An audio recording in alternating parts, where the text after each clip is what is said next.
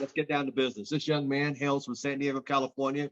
He is a single father, single parent. He's an IT guy, very technical. Got involved in business because he wanted to spend more time with his beautiful daughter. Now she is a grown young lady. I've been watching her grow through the years. And he's grown a big organization in Southern California, other states and outside the country. He's also has one of the larger organizations in San Diego. Without further ado, Regional Director, the one and only Mr. Julian Lewis.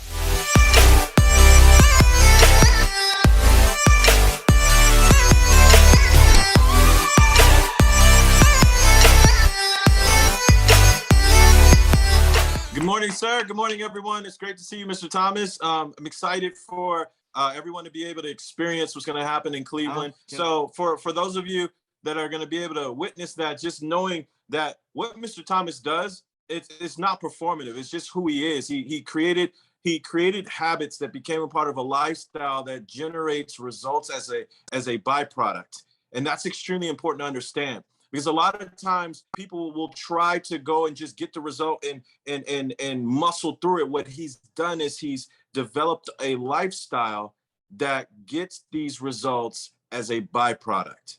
Okay, so we're going to be talking a little bit about that this morning. But I want to thank you, Mr. Thomas, for everything you do, everything you are. And ladies and gentlemen, I just want to give you a brief background on me. I know we have a few new people on the call, so just a brief background. Prior to getting involved with this project or this company, I was a senior systems engineer. I was working roughly 80 to 90 hours a week at my job. I was averaging 50 to 60 flights a year, which put me in a situation where I really didn't have a lot of time for myself or my family. But good fortune came my way. I was introduced to this company by my first mentor in the industry, who shared with me a system that allowed me to replace my income at my job. It enabled me to come home to my family. But most importantly, it allowed me to be the type of father that I felt my daughter deserved. That was when she was 6 months old. I've been home since she was 6 months old. You heard Mr. Thomas say that she's a young lady now. She's 16 years old. She's a senior in high school. She's excited about college. She already knows what she wants her major to be. And I'm very happy and pleased with her knowing herself and being confident and comfortable in growth. She knows that we talk about this all the time, Mr. Thomas. Humanity, what we are as human beings, is unlimited potential. It's not about being smart or being smartest. It's about having the courage and the confidence to be willing to not know anything and to learn. And the people that are good with that can get to where they want to go faster because they don't have to deal with the barrier of looking like a fool or feeling uncomfortable not knowing. Most people don't jump or take the first step because they're too afraid that if they fall, everyone's going to look at them and laugh. Versus understanding that failure is a part of the process and it's a part of the learning process to get you to where you need to go. So the more you're able to get comfortable with the idea that, the more you're able to walk away from ego, which stands for edging God out, you'll have the ability to do more in your life. So let's talk about what we're going to touch on this morning. So if you take a look at something that I posted in the chat, I want everyone to see this, and you can copy and paste it. You can put this to your notes. And like I always say, guys, with me, take light notes. Take light notes. And the reason why I say to take light notes is because this is being recorded. And I don't want you to miss in the moment some of the feeling and the meaning behind some of the words that I'm going to share with you. And if you just focus on scribbling, you might miss some of the impact. So take down the things that stand out to you. Go back to the channel because of amazing leaders like Mr. Jabri Clemens, who put this on the channel. You can go back and then get every page of notes that you want on the topic. But we're going to be covering this today, so everyone has it in their notes. Just wanted to repeat that on there. So you win by cultivating what? You win by cultivating the right culture, leadership, expectations, belief, mindset, relationships, and habits before you even play the game. I want you to think about that for a second.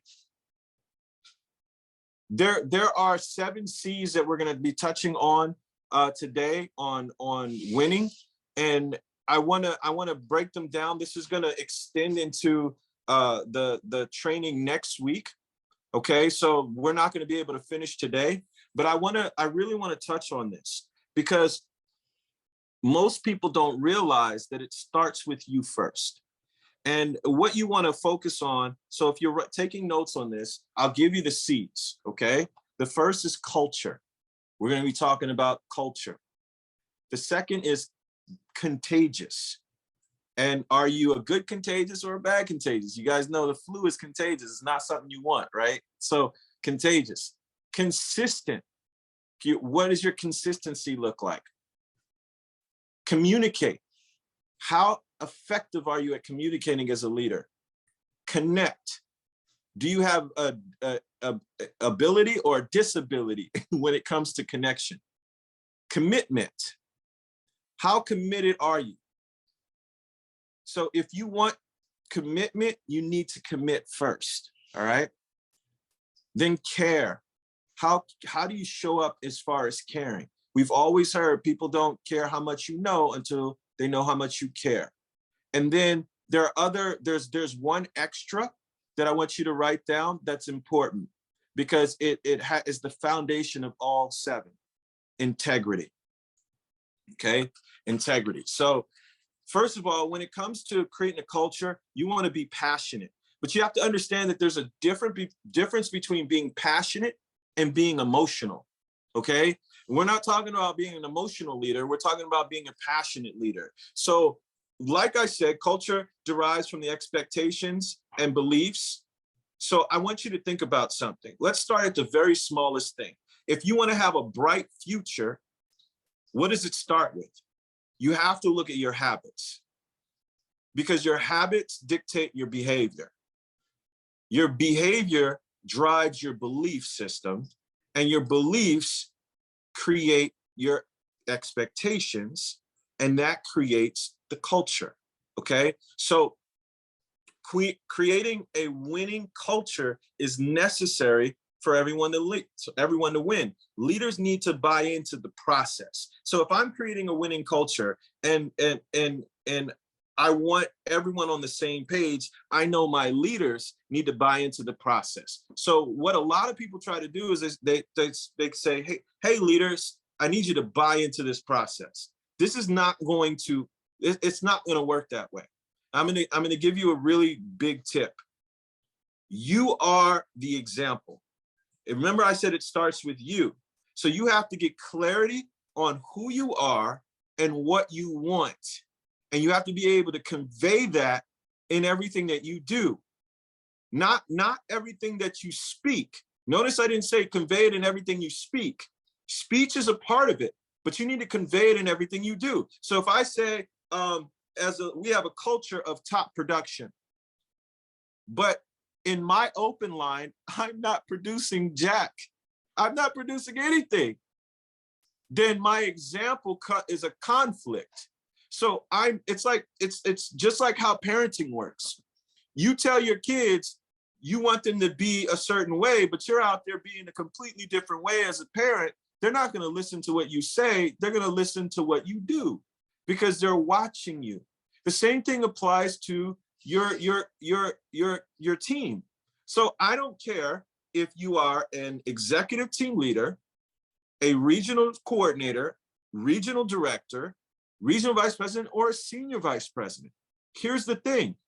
If you are saying, do this, do this, do this, but yet your team doesn't see you doing any of those things, you're going to have a conflict, because people are going to see that you lack integrity and consistency. Here's what I mean. At the end of last year and all the beginning of this year, we had a lot of promotions, executive team leader promotions. Okay. The reason why our team had so many executive team leader promotions is because they saw, and this is not a bragging moment, this is just an example. They saw me as the leader signing up and promoting people to executive team leader. Can I tell you guys a secret? Is it okay? Put in the chat if you want the secret. If you don't want the secret, I'll move on. You don't want the secret? Mr. Thomas, you don't want it? Who else doesn't want the secret? Oh, Will wants the secret. Okay. Okay. Marla, yes, please. Yes. Okay, Sharian, are you sure? Jackie, I'm not sure. You want it? You already got a backpack. You don't need a secret. No, I'm teasing. So here, okay, cool. Here's the secret.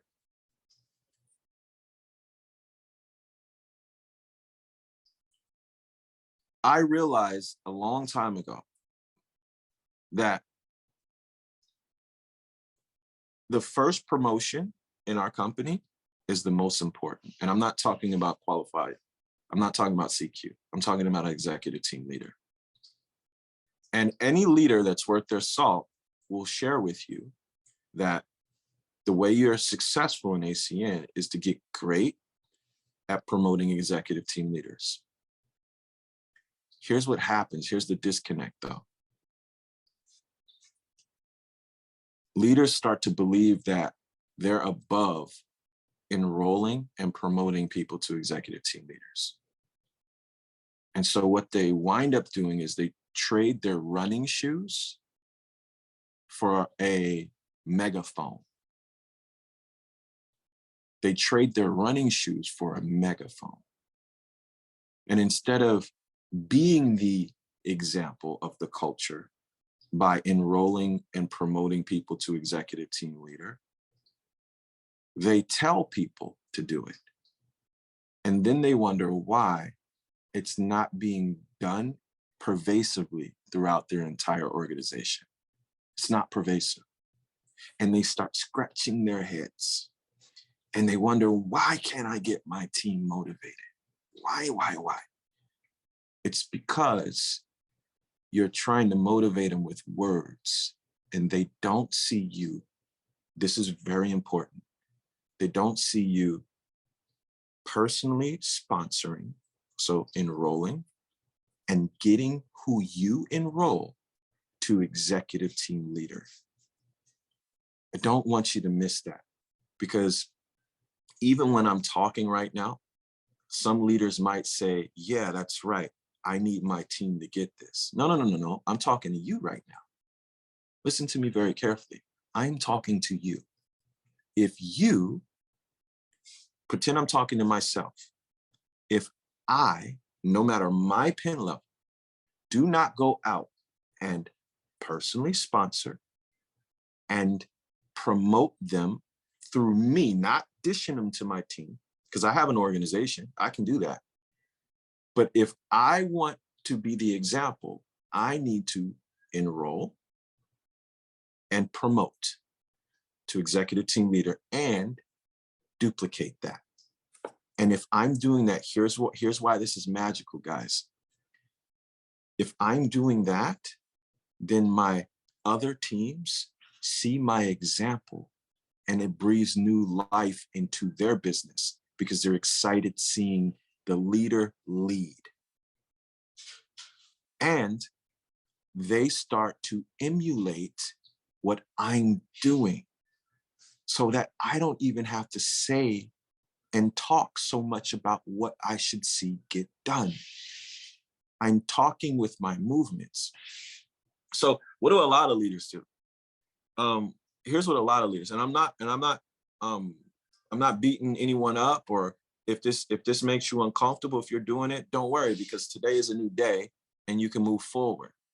What I want to share with you is what a lot of people do so you can hop over those gaps so that you don't fall into these pits, okay? Here's a pit. A lot of people get great at just peaking and enrolling. Peaking and enrolling doesn't get you paid. Peaking and enrolling doesn't get people promoted. Peaking, enrolling, and getting to the executive team leader is the complete process. Okay? So when you can show up in that example, you're going to create an ETL machine. And that's going to be a winning culture by your example. Okay, so that's really important. I wanted to beat that up as much as possible. Okay, so let's talk about the process and milestones. Okay, the first thing you want to understand is when it comes to the process and the milestones, knowing what you stand for is essential from the moment you get started. So number one, this is big. Have fun, work hard, and enjoy the journey. Okay, that's the first thing. Number two, show respect for every person you have contact with in your organization. That's key. This is for a leader to understand. Number three, put the team first. Successful teams have teammates that are unselfish and willing to put their individual goals behind the team's goals. Number four, do your job. Well, what is your job? I just talked to you. You're an ETL machine. That's your job. Be a leader, be an example. Appropriately, number five, appropriately handle victories, so wins, and losses with adulation and humiliation. What does that mean? We already heard this many, many times. Don't let the highs get you what? Too high, and don't let the lows get you too low. Number six, understand that all organizational decisions should aim to make the team better, stronger, and more efficient. And number seven, and this is like one of the most important things, and people, this misses a lot of people. Have a positive attitude. Use positive language, both verbal and body language. All right. So I really want to talk about it. Leadership is contagious. I mentioned that before. Leadership is a transfer. If you really want to know, leadership is an influence, but leadership is a transfer of purpose, passion, optimism, and belief. Leadership is a transfer of purpose, passion, optimism, and belief. You can broadcast your positive or negative energy. So, and this is not something I'm making up. There's research from the Harvard University that supports this. This is crazy. So I want you to, when somebody walks in the room and the room gets brighter. You guys ever had that happen before? Have you ever walked in the room, have someone walk in the room and it seems like the lights get dim? You're like, oh, I don't get a good feeling from this person. Has that ever happened before? Okay, well, that's a real thing. So Harvard University supported the idea that emotions that you're feeling are contagious and affect the people around you. So you have to be vigilant, aware, and awake to how you're feeling, and be conscious in focusing on being positive when you're dealing with your team. Now, why do you want to be optimistic? There are people that are optimistic and people are pessimistic, right? Duke University, if you're taking notes of this is really interesting, found that optimistic people, listen to this, they work harder, they get paid more, they win at sports and in business more regularly, they get elected to office more often, and this is really big, they live longer. There was always a joke that mean people live longer. I don't know if you've ever heard that joke before, but it's not true. It feels like they live longer because mean people make a minute last longer than it should, right? So they're not living longer. They just make it feel that way when you're around them. Okay. So great. There are great leaders that have done this well.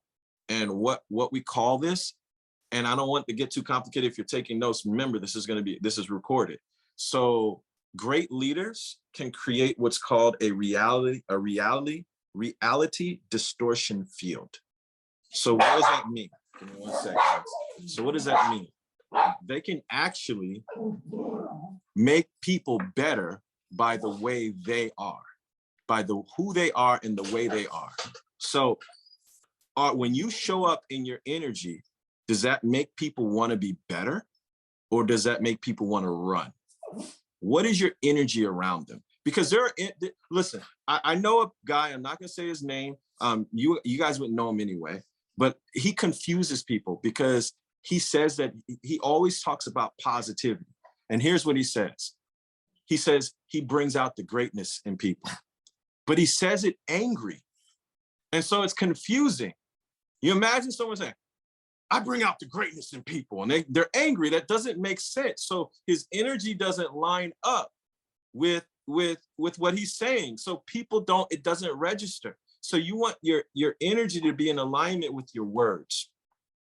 And I want to give you another thing, a trap that people can fall into. This will help you if you look at this for yourself. You don't want to become what we call an energy vampire. Okay. So when it comes to your culture, no energy vampires allowed. Now I want you to hear this, because this is huge. A negative coach, check this out. A negative coach can sabotage the entire team's performance. I'm going to say that again. A negative coach can sabotage the entire team's performance. So can a negative teammate.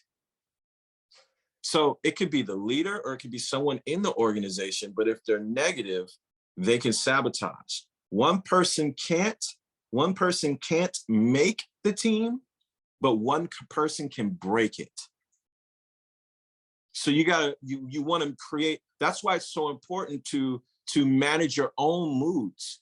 Make sure that you're not showing up showing up negative, because you could take a winning team, have a bad day, say a few negative things, and spiral the team into no results. One person can't make a team, but one person can definitely break a team. So here's a tip as you're building your teams. Have something called the no complaining rule, okay? I have that in my organization. So there's a no complaining rule. As a leader, I don't complain. You will never hear me complain about my team. You wanna know why? Does anyone have an idea why? Put it in the chat if you have an idea why. I wanna see if you guys are paying attention. This is a check-in point. Why do you not complain? Why would I not complain to my team?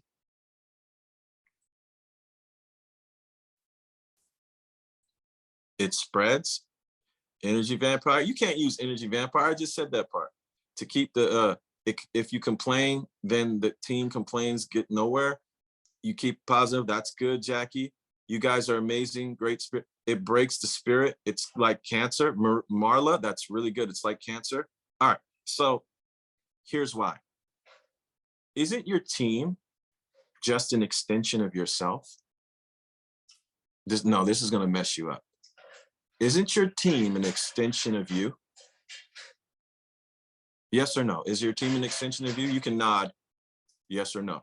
So if your team is an extension of you, then you're complaining about yourself. Oh, you got to hold the mirror up, guys. If your team isn't doing what you think they should, you got to look in the mirror. They're an extension of you. So if your team is always showing up, not doing what you think they should, then here's what the mirror is telling you. You're not doing what you think they should. Because they're following your example, right? So if your team isn't promoting people, then you're probably not promoting people. Here's a better one. If your team isn't in top pre-reg for the international, look at your open line pre-reg. You're probably not in top pre-reg for the international. Because remember, people don't do what you say. They do what you do. And that's the most simple thing that I can teach that will go over a lot of people's heads, because they're so used to preaching and teaching instead of ministering by example. Okay? Now, let's real quick about the moody thing. Let's talk about moody thing. Being moody will mess you up more than people realize. So I learned a long time ago, because I'm a passionate guy, but I can personally be moody. I know that about myself. You got to embrace it and know it about yourself. Okay? Because if you know you can get irritable or be moody, that's called telling the truth. And once you can tell the truth about yourself, then you can actually fix it, right? So I know that's my default. I could be fast to be irritated because I think people should get things quicker than they do. When I showed up in ACM, I was very impatient. And my mentor said, Julian, that's one thing you'll have to take care of. You'll have to learn how to be more patient if you want to help people to win, because not everyone can catch things as quickly as you. And so I had to deal with that and come to grips with that. So when you're moody, people around you, this is why you don't want to be moody. People around you don't know what to expect from you. And if they don't know what to expect from you, you know what that causes them to do? It causes them to lose trust in you. So if some days you show up nice and some days you show up irritable and some days you show up angry and then the other day you show up nice, people don't know what to expect. They're like, oh, dang, he's in one of those moods. Let's be careful. And if they have to maneuver based on your mood, you know what they can't do? Focus on their production, because they don't know what leader is going to show up. No matter what is going on in your personal life, no matter what's going on in your financial life, no matter what's affecting you right now in your life, when you walk into the doors of business, you have to decide that you're going to show up the way you need to, because if you don't, either way it goes, it'll impact your team. Does that make sense to everyone? To build a winning team, you want to be consistent in your attitude, your effort, and your actions. Focus on the root. I said this like almost a year ago on Mr. Thomas's call. Focus on the root, not the fruit. Focus on the root, not the fruit. And okay, let's talk real quick because this is it. And then we're going to finish up with this at the next one. I hope you guys are getting a lot. Be humble. This is another thing for leaders. You know the fastest way to rub people wrong? I, me. I did this. I do this. I do that. I do this. I, me.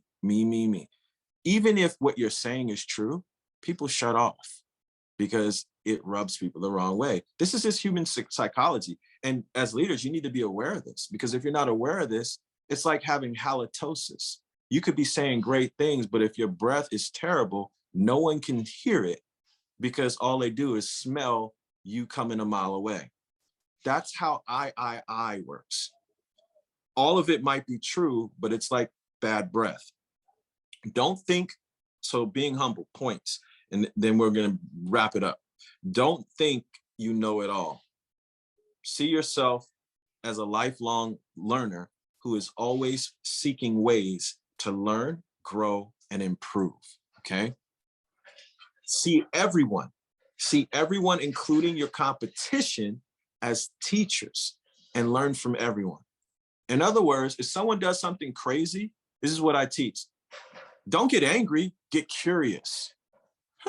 That's interesting. Why would they respond that way? Wow, that's fascinating. When you can start to do that, you can detach your emotion from the situation and actually see the situation clearly without the filters. This third one is hard for a lot of leaders. It's hard, but if you adopt it, you'll grow faster than everyone around you. You guys ready for this? Be open to new ideas and strategies to take your work and your team to the next level. I've noticed this even in ACN.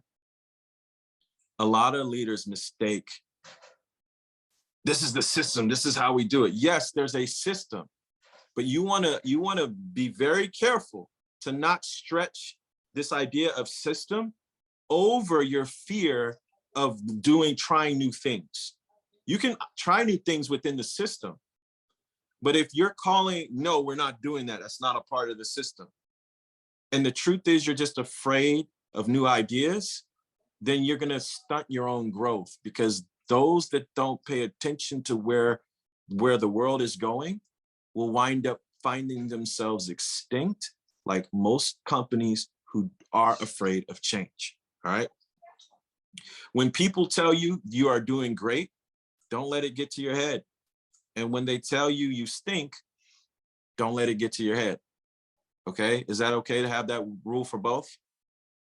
You want to live with humility, because the minute you think you have arrived, the door of greatness will shut on you. The minute you think you've arrived, it shuts. And remember that today's headlines are tomorrow's fish wrap. Does that make sense, you guys?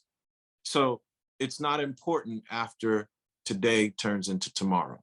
So what are you doing today? Are you keeping up with today? Are you keeping relevant? Are you leading by example today? It's not about my highlight reel of yesterday. What am I doing today to help my team? How am I showing up an example today to move this forward? Like Mr. Thomas said, do something today to move your business forward. Well, really take account of that. What are you doing today? Not who are you coaching, not who are you preaching to. What are you actually doing? Who did you peak to? Who did you present to? What customer did you put in the business? Where did you go today?